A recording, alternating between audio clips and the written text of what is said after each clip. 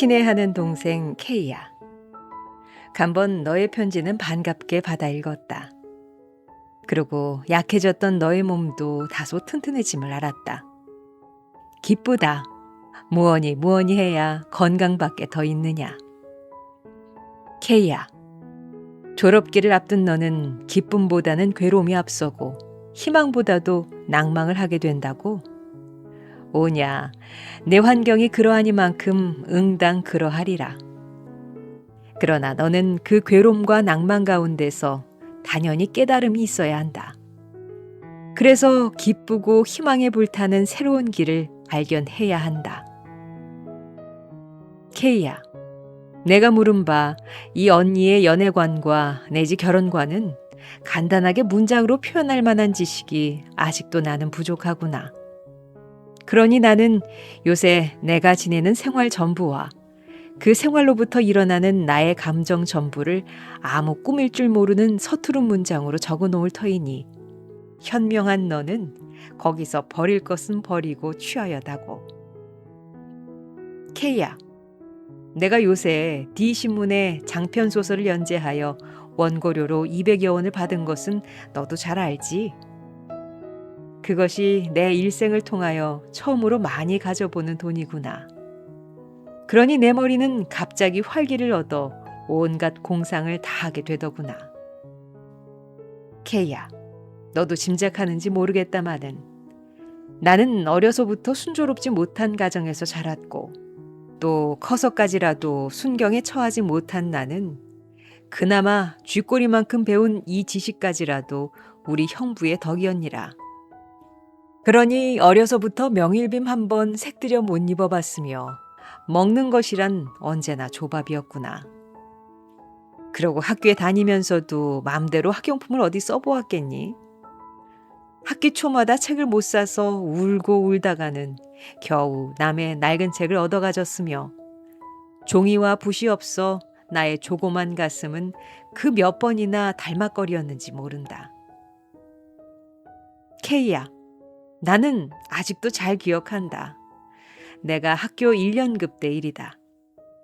내일처럼 학기 시험을 치겠는데 나는 종이붓이 없구나. 그래서 생각도 못해서 나는 옆에 동무의 것을 훔치었다가 선생님한테 얼마나 꾸지람을 받았겠니. 그러고 애들한테서는 도적년 하는 놀림을 얼마나 받았겠니. 더구나 선생님은 그 큰 눈을 부라리면서 놀 시간에도 나가 놀지 못하게 하고 벌을 세우지 않았니. 나는 두 손을 벌리고 유리창 곁에 우두커니 서 있었구나. 동무들은 운동장에서 눈사람을 만들어 놓고 손뼉을 치며 좋아하지 않겠니. 나는 벌을 서면서도 눈사람의 그 입과 그 눈이 우스워서 킥 하고 웃다가 또 울다가 하였다. K야, 어려서는 천진하니까 남의 것을 훔칠 생각을 했지만 소위 중학교까지 오게 된 나는 아무리 바쁘더라도 그러한 맘은 먹지 못하였다. 형부한테서 학비로 오는 돈은 겨우 식비와 월사금밖에는 못 물겠더구나. 어떤 때는 월사금도 못 물어서 머리를 들고 선생님을 바로 보지 못한 적이 많았으며 모르는 학과가 있어도 맘 놓고 물어보지를 못했구나. 그러니 나는 자연히 기운이 죽고 바보같이 되더라. 따라서 친한 동무 한 사람 가져보지 못하였다. 이렇게 외로운 까닭에 하느님을 더 의지하게 되었으니 나는 밤마다 기숙사 강당에 들어가서 목을 놓고 울면서 기도하였다. 그러나 그 괴로움은 없어지지 않고 날마다 달마다 자라만 가더구나. 동무들은 양산을 가진다. 새로 치마 저고리를 입는다. 털목도리 자켓을 짠다. 시계를 가진다. 지금 생각하면 그 모든 것이 우습게 생각되지만은 그때는 왜 그리도 부러운지 눈물이 날 만큼 부럽더구나. 그 폭신폭신한 털실로 목도리를 짜는 동무를 보면 나도 모르게 그 실을 만져보다가는 앞서는 것이 눈물이더구나. 여학교 시대가 아니고서는 맛보지 못하는 이 털실의 맛. 어떤 때 남편은 당신은 왜 자켓 하나 짤 줄 모루? 하고 쳐다볼 때마다 나는 문득 여학교 시절을 회상하며 동무가 가진 털실을 만지며 간이 짜르르하게 느끼던 그 감정을 다시 한번 느끼곤 하였다. K야, 어느 여름인데 내일같이 방학을 하고 고향을 떠날 터인데 동무들은 떠날 준비에 바쁘구나. 그때는 인조견이 나지 않았을 때이다. 모두가 쟁친 모시 치마 적삼을 잠자리 날개처럼 가볍게 해입고 흰 양산, 검은 양산을 제각기 사더구나. 그때의 나는 어째야 좋을지 모르겠더라. 무엇보다도 양산이 가지고 싶어 영 죽겠더구나. 지금은 여염집 부인들도 양산을 가지지만 그때야말로 여학생이 아니고서는 양산을 못 가지는 줄로 알았다. 그러니 양산이야말로 무언 중에 여학생을 말해주는 무슨 표인 것 같이 생각되었니라. 철없는 내 맘에 양산을 못 가지면 고향에도 가고 싶지를 않더구나. 그래서 자꾸만 울지 않았겠니? 한 방에 있는 동무 하나가 이 눈치를 채었음인지 혹은 나를 놀리느라고 그랬는지는 모르나 대부러진 낡은 양산 하나를 어디서 갖다 주더구나. 나는 그만 기뻤다. 그러나 어쩐지 화끈 달며 냉큼 그 양산을 가질 수가 없더구나. 그래서 새침하고 앉았노라니 동무는 킥 웃으며 나가더구나. 그 동무가 나가자마자 나는 얼른 양산을 쥐고 펼쳐보니 하나도 성한 것이 없더라. 그때 나는 무어라 말할 수 없는 울분과 슬픔이 목이 박히도록 치받치더구나. 그러나 나는 그 양산을 버리지는 못하였다. K야, 나는 너무나 딴 길로 달아나는 듯 싶다. 이만하면 나의 과거 생활을 너는 짐작할 터이지. 나의 현재를 말하려니 말하기 싫은 과거까지 들추어 놓았다. 그런데 K야, 아까 말한 그 원고료가 오기 전에 나는 밤 오래도록 잠을 못 이루고 그 돈으로 무엇을 할까 하고 생각하였다.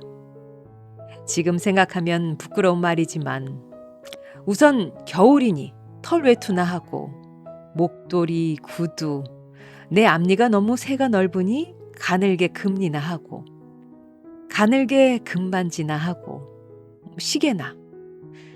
아니 남편이 뭘 할지 모르지. 그래도 뭘 내 벌어서 내 해가 지는 데야 제가 입이 여리니 무슨 말을 한담. 이번 기회에 못하면 나는 금시계 하나도 못 가지게. 눈 딱 감고 한다. 그러고 남편의 양복이나 한벌 해줘야지. 양복이 그 꼴이니. 나는 이렇게 깡그리 생각해 두었구나. 그런데 어느 날 원고료가 내 손에 쥐어졌구나. K야, 남편과 나와는 어쩔 줄을 모르게 기뻐했다. 그날 밤 나는 유난히 빛나는 등불을 바라보면서 이 돈으로 뭘 하는 것이 좋우? 남편의 말을 들어보기 위하여 나는 이렇게 물었구나. 남편은 묵묵히 앉았다가 혼자 하는 말처럼 거참 우리 같은 형편에는 돈이 없는 것이 오히려 마음 편하거든. 글쎄 이왕 생긴 것이니 써야지. 우선 제일 급한 것이 응호동물을 입원시키는 게지.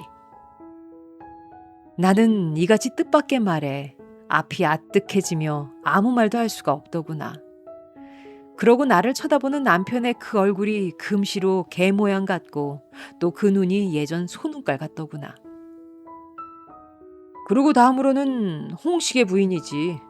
이 겨울 동안은 우리가 돌봐야지. 어쩌겠소.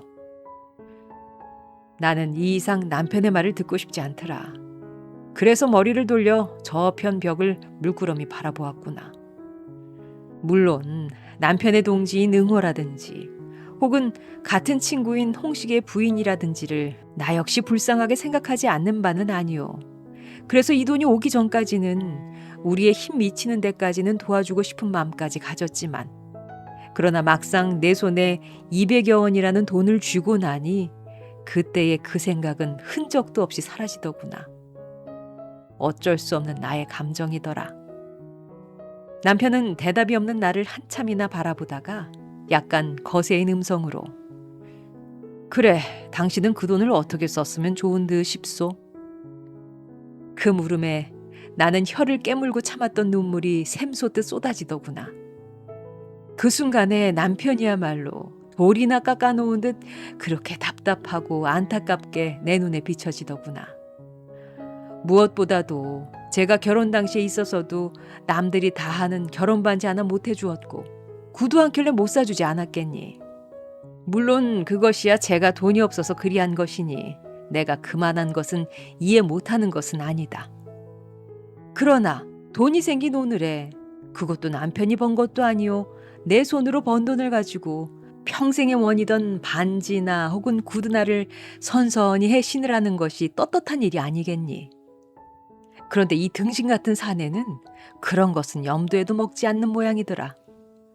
나는 이것이 무엇보다도 원망스러웠다. 그리고 지금 신는 구두는 몇 해 전에 내가 중이염으로도 서울 갔을 때 남편의 친구인 김경호가 그의 아내가 신다가 벗어놓은 구두를 자꾸만 신으라고 하더구나. 내 신발이 오죽자나에 그리 했겠니. 그때 나의 불쾌함이란 말할 수 없었다. 사람의 마음은 일반이지. 낸들 왜 남이 신다 벗어놓은 것을 신고 싶겠니. 그러나 내 신발을 굽어볼 때는 차마 딱 잘라 거절할 수가 없더구나. 그래서 그 구두를 둘러보니 구멍난 곳은 없더라. 그래서 약간 신고 싶은 마음이 있지만 남편이 알면 뭐라고 할지 몰라 그 다음으로 남편에게 편지를 했구나. 며칠 후에 남편에게서 승낙의 편지가 왔겠지. 그래서 나는 그 구두를 신게 되지 않았겠니. 그러다 항상 그 구두를 볼 때마다 나는 불쾌한 마음이 사라지지 않더구나. 그런데 오늘 밤 새삼스러이 그 구두를 빌어 신던 그때의 감정이 목구멍까지 치받치며 참을 수 없이 울음이 응응 터지는구나. 나는 마침내 어린애같이 입을 벌리고 울지 않았겠니. 남편은 벌떡 일어나며 웽 소리가 나도록 나의 뺨을 후려치누나. 가뜩이나 울분에 못 이겨 울던 나도 악이 있는 대로 쓸어나더구나. 왜 때려? 날 왜 때려? 나는 달려들지 않았겠니. 남편은 호랑이 눈 같은 눈을 번쩍이며 재차 달려들더니 나의 머리끄댕이를 치는 바람에 등풀까지 웽그렁쟁하고 깨지더구나. 따라서 온 방 안에 석유내가 확 뿜기누나. 죽여라! 죽여라! 나는 목이 메어 소리쳤다. 이제야말로 이 사나이와는 마지막이다 싶더라. 남편은 시금벌떡이며 너 따위는 100번 죽여 싸다. 내 맘을 모르는 줄 아니? 돈푼이나 생기니까 남편을 남편같이 안 알고. 에이 치사년 가라. 그 돈 다 가지고 내일 내 집으로 가. 너 같은 치사년과는 내 못 살아. 온 여우 같은 년. 너도 요새 소위 모던걸이라는 둘이 회농년이 되고 싶은 게구나. 아, 인류 문인으로서 그리 해야 하는 게지? 허허, 난 그런 인류 문인의 사내될 자격은 못 가졌다. 머리를 지지고 볶고 상판에 밀가루칠을 하고 금시계에 금강석 반지에 털외투를 입고 입으로만 무산자에 하고 부르짖는 그런 문인이 되고 싶단 말이지? 당장 나가라. 내 손을 잡아 끌어내누나. 나는 문 밖으로 쫓겨났구나. 케이야, 북극의 바람이 얼마나 찬 것은 이루 말할 수 없다. 내가 여기에 온 지 4개성상을 맞이했건만 그날 밤 같은 그러한 매서운 바람은 맛보지 못하였다. 온 세상이 얼음덩이로 된 듯 하더구나. 쳐다보기만 해도 눈등이 차오는 달은 중천에 뚜렷한데 매서운 바람결에 가루 눈이 싱싱 날리누나. 마치 예리한 칼끝으로 내 피부를 찌르는 듯 내 몸에 부딪히는 눈발이 그렇게 따갑구나. 나는 팔짱을 찌르고 우두커니 눈 위에 서 있었다. 그때의 나의 머리란 너무나 많은 생각으로 터질 듯 하더구나. 어떻게 하나. 나는 이 여러 가지 생각 중에서 어떤 결정적 태도를 취하려고 이렇게 중얼거리며 머릿속에 돌아가는 생각을 한 가지씩 붙잡아내었다. 제일 먼저 내달아오는 것이 저 사나이와는 이제 못 사는 게다. 금을 줘도 못 사는 게다. 그러면 나는 어떡하나? 고향으로 가나? 고향. 전년 또 다 살았나? 글쎄 그렇지. 며칠 살겠기 저런 회눈년하고 비웃는 고향 사람들의 얼굴과 어머니의 안타까워하는 모양. 나는 흠칫하였다. 그러면 서울로 가서 어느 신문사나 잡지사에 취직을 해. 종래의 여기자들이 연문만 퍼친 것을 보아 나 역시 별다른 인간이 못 된다는 것을 깨닫자 그 말로는 타락할 것밖에 없는 듯. 그러면 어디로 어떡하나. 동경으로 가서 공부나 좀 해봐. 학비는 무엇이 되고. 내 처지로서는 공부가 아니라 타락 공부가 될 것 같다. 나는 이러한 결론을 얻을 때 어쩐지 이 세상에서 버림을 받은 듯 나는 여기를 가나 저기를 가나 누가 반가이 맞받아줄 사람이라고는 없는 듯 하구나. 그나마 호랑이같이 시근거리며 저 방에 앉아있을 저 사나이가 아니면 이 손을 잡아줄 사람이 없는 듯 하구나. 케이야, 이것이 애정일까? 무엇일까? 나는 그때 또다시 더운 눈물을 푹푹 쏟았다. 동시에 그 호랑이 같은 사나이가 넙적넙적 짓거리던 말을 문득 생각하였다. 그리고 홍식의 부인이며 그 어린 것이 헐벗은 모양, 또는 뼈만 남은 응호의 얼굴이 무시무시하리만큼 떠오르는구나. 남편을 감옥에 보내고 떠는 그들 모자, 감옥에서 심장병을 얻어가지고 나와서 신음하는 응호, 내 손에 쥐어진 200여 원, 이것이면 그들을 구할 수가 있는 것이다.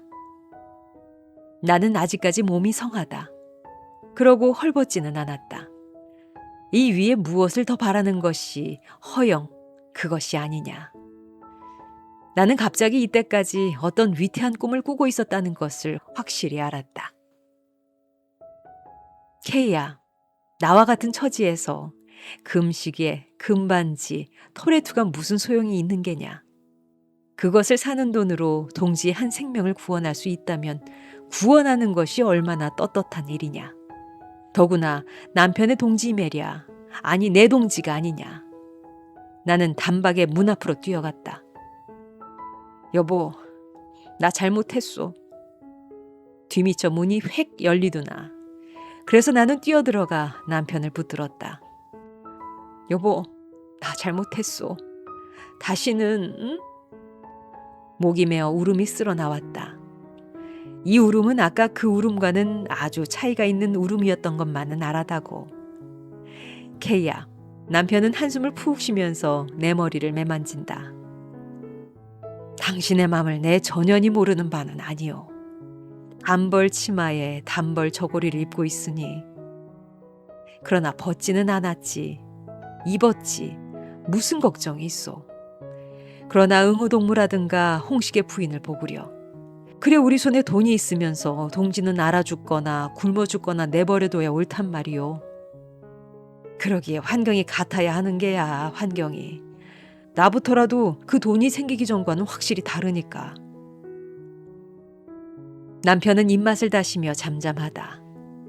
그도 나 없는 동안에 이리저리 생각해 본 후의 말이며 그가 그렇게 분풀이를 한 것도 내게 함보다도 자기 자신에서 일어나는 모든 불쾌한 생각을 제어하고자 함이었던 것을 나는 알 수가 있었다. 나는 도리어 대담해지며 가슴에서 뜨거운 불길이 확 일어나더구나. 여보, 가펄한 것으로 우리 옷이나 한 벌씩 하고 쌀이나 한 말, 나무나 한 발이 사고는 그들에게 놓아줍시다. 우리는 앞으로 또 벌지 않겠소. 남편은 와락 나를 쓸어안으며 잘 생각했소. 케이야, 내가 지루할 줄도 모르고 내 말만 길게 늘어놓았구나. 너는 지금 졸업기를 앞두고 별의별 공상을 다 할 줄 안다. 물론 그 공상도 한때는 없지 못할 것이니 나는 결코 너의 그 공상을 나무라려고 드는 것이 아니다.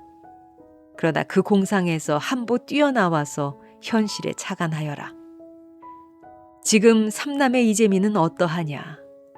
그리운 고향을 등지고 쓸쓸한 이 만주를 향하여 몇만의 군중이 달려오고 있지 않느냐. 만주에 와야 누가 그들에게 옷을 주고 밥을 주더냐.